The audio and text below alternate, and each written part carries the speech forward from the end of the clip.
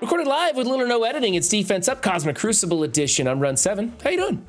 Today we had Depzii and PrpelStiky, and even Taco Shooter jumped in to harass me for my poor decision-making skills. And we bring those people in so that I can come up with some good ideas. We convene with chat a bit when I remember to read chat, and we try to decide what's the best thing to do with the defenses at the level, at the TCP, at the leagues that these people are operating in. And if you want your defense featured on Defense Up, links are in the description. Send me over some uncropped pics and we'll get you in the lineup. Remember, if you don't like what I'm pitching, you can blame Depzii and you can blame Pathfinder and you can even blame Taco Shooter for those ideas. Because it ain't my fault. Anyway, we grade on 5 different criteria: who you're using, their placement, their power levels, their ISOs, and what kind of mood I'm in. And we're looking at team number 1, which is absolute trash. This team gets an F, and here's why. The new warriors, specifically Cloak and Dagger, can be used for some really cool offenses that do a lot of upfront damage, especially when you pair Dagger next to Star-Lord, feed her the energy, and they just do a wombo combo that blows some teams up. And you can get a lot of mileage as a great, just heavy-hitting kind of brute force team. It's not going to be your first choice, but it might make your top 10 picks for offensive teams, and I think that this team gets absolutely rolled over by the Bionic Avengers, which we're going to see the Bionic Avengers coming into a lot of these teams because they can just, that's... The thing is, everybody has a Bionic Avengers now, so you need to not be putting something on your defense that's just going to get rolled over efficiently by that team, and this team gets annihilated by them. I don't care about your spiders. They aren't doing anything. You could use OG Spider-Man for some hybrid offenses. It's fairly niche, but the others, who cares? It's a waste. This whole team's garbage, but the biggest thing is that you're wasting some really powerful offensive characters. So for that, it gets an F. Moving on to team number 2. This team I am also going to give an F for also, because it's the Hero Asgardians, which can efficiently be beaten by the Bionic Avengers, by Wakanda, by a couple of things. And in here, you've got Zemo replacing Heimdall, and now it can be beaten by the Death Seed, and everybody's going to have a Death Seed team because Death Seed's going to come in here and blind them all and then just pick them off at their leisure. It's going to be really bad. So I don't like this team. I think it's a waste. I think most of us should be pulling the Asgardian team off of their defense. I just came up against an opponent who had them on there, and I cleared it in like 3 moves. It was one of my most efficient attacks. Unfortunately, I kind of did some horrible things to the rest of it and lost the match, but they gave me some points there. So I don't like that for this reason. At the very least, we should have Heimdall in here as a very small Heimdall.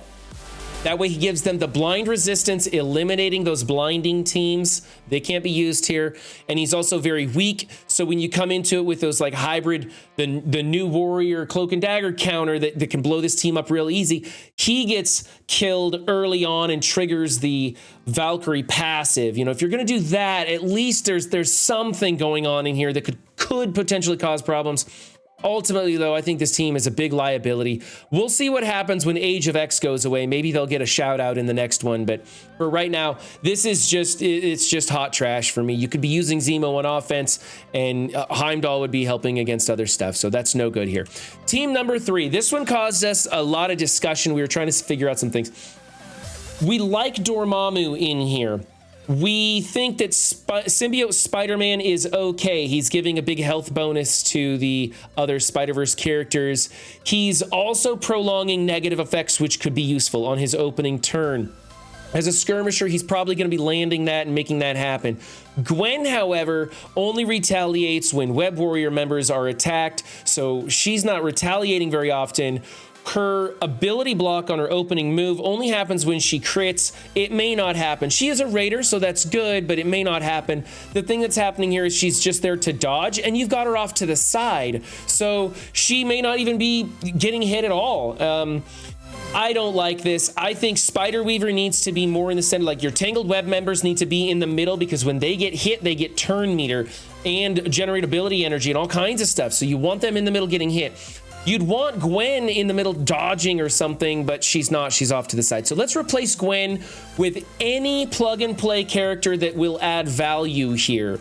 We talked about maybe going like Dad Bros on this, but that's probably not the way to go. I think go ahead and leave Symbiote Spider-Man in here. Replace Gwen with a Surfer, with a Shang-Chi, with a speed-changing character like Cable or Emma or something might be useful. You could also, and this is one that we thought would be really good, is replace both Symbiote Spider-Man and Gwen with Bishop and Jubilee. I got to make sure I don't call him Gambit. For some reason that got stuck in my head. So Bishop and Jubilee would be a great pairing. That would also give you some hero mutants in there. So in case they come into it with a Dormmomu of their own, the revives, you're on an equal footing there. Plus you're getting blinds, you're getting that opening taunt, which could be huge to keep them from attacking into your Spider Weaver and controlling this matchup. Lots of things we could be doing differently. Let's just for sure get Gwen out of here, if not change it substantially. The ISOs are good. The placement, like I said, Tangled Web members need to get hit, so you kind of want them like in the back row or something like that.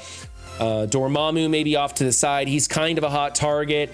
And then if you do end up going with Bishop and Jubilee, you'd put Bishop off to the side because he opens with that taunt, and Jubilee someplace else. There's some ideas. As is, it's okay. I can give this team a B. Moving on to number 4 is the Bionic Avengers. So we need a placement change. You need to have Hulkbuster load in before Vivian does. Viv has to load in after him. So it goes like this. Center position loads first, and then I believe it's over here is number 2, and then number 3, and then number 4, and then number 5 all the way over there.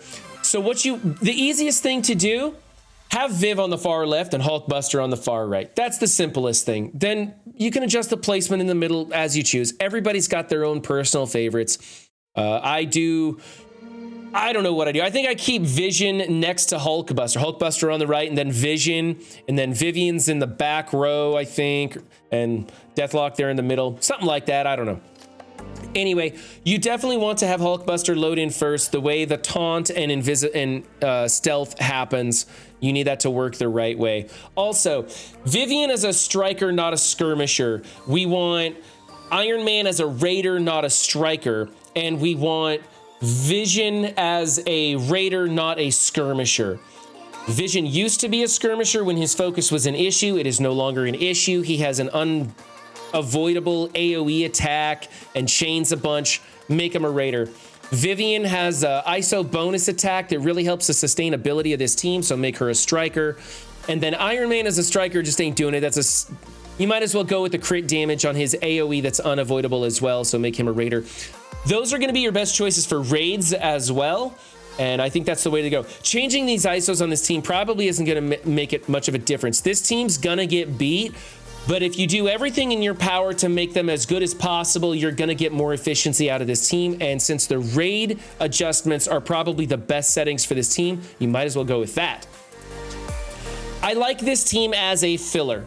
I think they make a good filler. There's no easy counter for them, but there's no, like, they don't hold against almost anything. So yeah, it's a good filler is what I'm saying. So this team is going to get a B- for me. I think those ISO adjustments and placement adjustments need to happen. All right, moving on, team 5. We have Gamma in 5 with Doc Ock. Now, there's 2 things you can do here. You can do Darkhold with Red Hulk in 6 and a Gamma with somebody else in 5. I don't like Doc Ock as a 5th. I think he's garbage. He's too slow. He opens this team up to like Axemen because of his summons. There's lots of stuff that beats this team. You know, Depzii beats this team, blinds them, and just gets going. And with Doc Ock being so slow, it's no good. I like using a Captain America because then you have 3 people taunting and everybody is a healer and it just has sustainability and it's hard to clear all that stuff. And a lot of us are building up Captain America right now. You can also do Surfer, Shang-Chi. It's another pick your favorite 5th kind of team. I just don't like Doc Ock. It's not terrible. And we're not wasting Doc Ock because Doc Ock isn't being used anywhere, not offense or defense right now. So it's fine, but I think there's some better choices. Personally, what we discussed doing is, and I'm going to go ahead and grade this team and move on. we would like to see this as a full gamma with Red Hulk in 5. I'm going to give this team a B. It's not exciting. We do need to change some ISOs. That's why it's getting a B instead of an A-. Hulk needs to be striker or healer.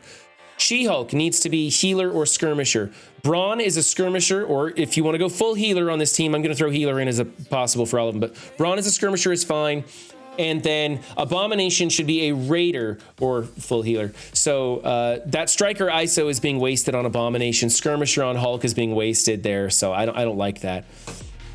All right, so moving on to team number 6, we have Depzii with Red Hulk. We talked about this in earlier videos. We all tried it out. It was good for a minute, but everybody's figured it out now, so we don't want to do it anymore. What we want to do is the Red Hold team or a full Depzii team in here. Now, the full Depzii team has 2 legendaries taking advantage of the Tales of Legends, and then Psylocke is taking advantage of the Age of X in here, so it's a pretty cool team to have in here.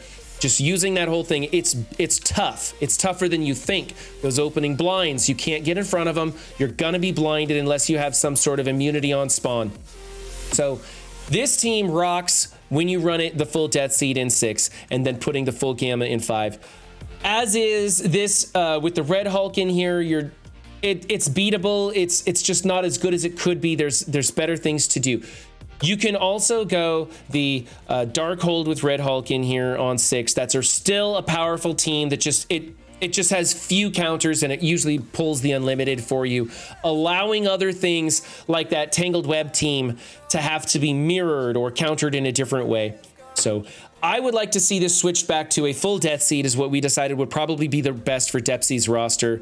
And go ahead and put the teal gear on this team because, you know, they're a raid team, they're Path for Apocalypse, all that stuff. You can take them to the moon. Psylocke will be a striker to go with your Beast Skirmisher team here.